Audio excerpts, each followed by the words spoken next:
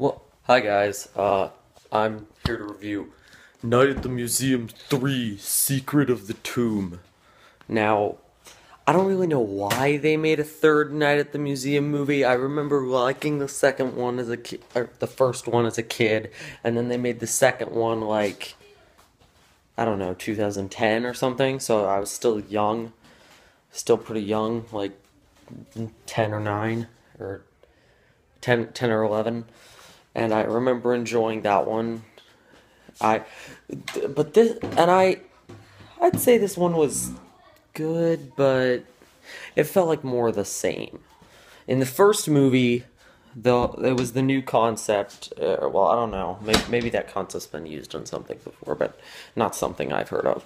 The night, him getting used to all this crazy stuff going on at the museum. If you don't know the premise, basically, there's Ben Stiller plays a night guard, and all these museum exhibits come to life at night because of this magical tablet, because of this magical ancient Egyptian tablet thing. And this movie, like, it's kind of weird. It goes into the backstory of the Egyptian tablet, which we really didn't need to know. Like, it's kind of pointless, to be honest. Like, the whole backstory of it.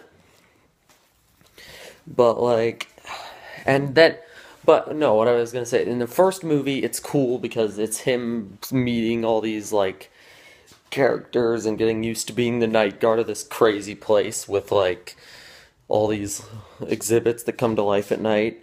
And then the second movie, they expand the scale by having the tablet. I think the tablet gets like shipped off to the Smithsonian or something, so they have to go retrieve it. I don't know, it's been a while since I've seen the movie. So they have to go retrieve it and bring it back so that all his like friends who are in the museum will not be become just normal again. And they like enlist his help and stuff. And that one was cool because they upped the scale because the tablet gets taken to the Smithsonian, so everything at the Smithsonian comes to life. And there's more stuff, there's bigger stuff. There was a villain in it, like an actual villain, although he was kind of cheesy from what I remember. But like there was all these new characters and stuff and cool little stuff. But the third movie retreads a lot of stuff. Like the plot of it is the tablet is deteriorating, which is going to turn them back into wax. So once again, there's the threat of them becoming normal again, and then so Ben Stiller finds out that the owner, basically there's some mummy dude named Achman Ra that came with the tablet, and he's alive at night, and his parents are like mummies that are in like the London. It's like the same museum branch. It's like the London branch of the museum or something. I don't know. So he has to go to London. So once again, it's going to another museum, and all the exhibits there come to life. Except for this time, it's much less interesting because it's not like a break into the Smithsonian, get the tablet, get out thing. And and then they get into the museum, and there's less new characters. It's a less interesting museum setting. It feels like a downgrade of the second movie, like plot wise. And then there's this weird forced conflict where basically they need to get the tablet in front of moonlight, and they're about to when this one character one of the few new characters like takes it because he's like confused and he thinks it's what he's supposed to be getting for a quest, and it kind of creates this weird conflict that goes on for like the last part of the movie, that because he's not even really a villain, he's just like a confused dude who just woke up in the museum for the first time, so it's and thinks it's all like real, doesn't realize he's an exhibit. So it's, but then he kind of does realize it's an exhibit because later he talks about having not wanting to go back to having kids sitting or like walking up to his exhibit and spitting on him and be stuck there for days. So yeah, there's some really weird plot discrepancies like that, plot holes. And then the humor feels like a retread of the previous movies too. You've got the monkey peeing on him joke, which they overuse.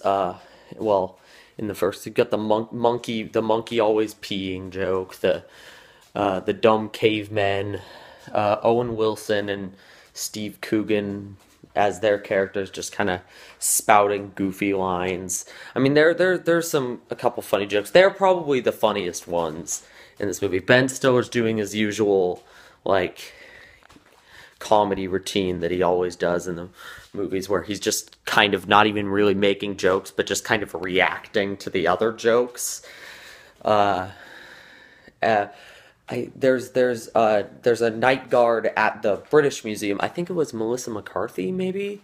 I think that's who it was. I've never really seen her or anything, so I don't know. And she was kind of entertaining. All the new characters they did introduce were pretty entertaining. There's this one weird caveman character that they introduced who I think was maybe supposed to be like they modeled a caveman after Ben Stiller or something. I don't know. I was kind of confused about that, but he like kept thinking that Ben Stiller was his dad or something, and I don't know.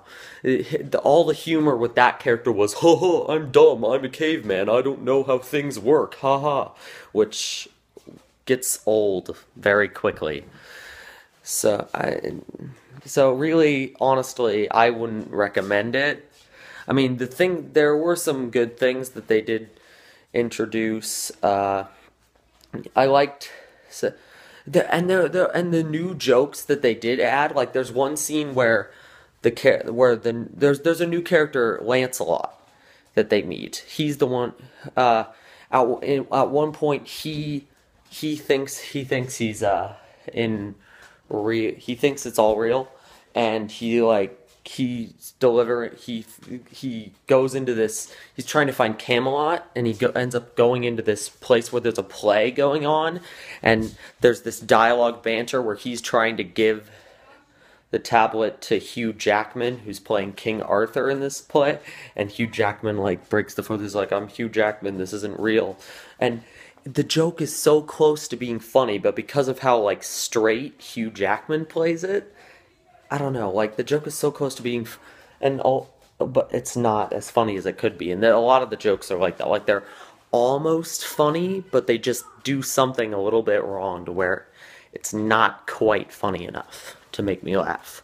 I mean, there were some funny moments, like, that actually did make me laugh. There's one kind of funny moment where when Lancelot first meets Ben Stiller, it claims that Ben Stiller reminds him of the fool that they had in Arthur's castle, like the jester, and he kind of like mimics Ben Stiller's like comedy routine, like comedy style in that movie, and I thought that was kind of funny. But I don't know, just kind of a retread of previous. It feels like a lesser retread of the second one with aspects of the first one. They also do the thing they did in the first one where there's the gag where they go inside of different paintings and like roam around in them. They did that gag again, which that was actually the way they did that was really cool, because they go him, Lancelot, Teddy Roosevelt, and Ben Stiller go inside of M.C. Escher's like stairs painting, you know, the one where there's all the different stairs going at all these different angles, and there's this really cool like kind of fight scene where they're like going back and forth with the tablet in there, and the gravity's all weird. They'll have like Lancelot standing on this wall over here, and then Ben Stiller standing on these stairs that are up here, and then Teddy Roosevelt falls, and he falls through the painting and comes down on the other side and hits Lancelot. So that was a really cool scene. I thought that was really creatively done. That was probably, and I thought Melissa McCarthy was kind of funny as the British Night Guard. Like I said, all the new characters that were introduced were pretty good, but there just weren't enough of them. Like in the second movie, the Smithsonian thing felt like an adventure, like another adventure, like the first movie was, where they even reused the whole thing with the tablet, like waking up stuff outside of museums, but again to a lesser scale. So it's basically like, if you've seen the first two movies, you've seen about all that you're gonna want to see. I mean, if you're looking for something entertaining to put on for your kids and they've already seen all the other latest kids movies, you can get it for them because it's harmless. It's not a bad movie. It's just more of the same, really. I don't even know why they bothered making a third one like 5 years after releasing the second one because it's been forever since they made the second one. Like I remember watching that one when I was like 10, and I'm pretty sure the first one didn't have as much of a gap between the first and second one. So I don't even know why they bothered making this kind of like third one years later. I mean, it's not, as far as I know, it's not like those movies were huge money makers or anything. So, all right. Arrivederci! Well, wait, no, not yet. Basically, the summary of is it's an okay movie, but you're gonna forget it like in a day. Arrivederci!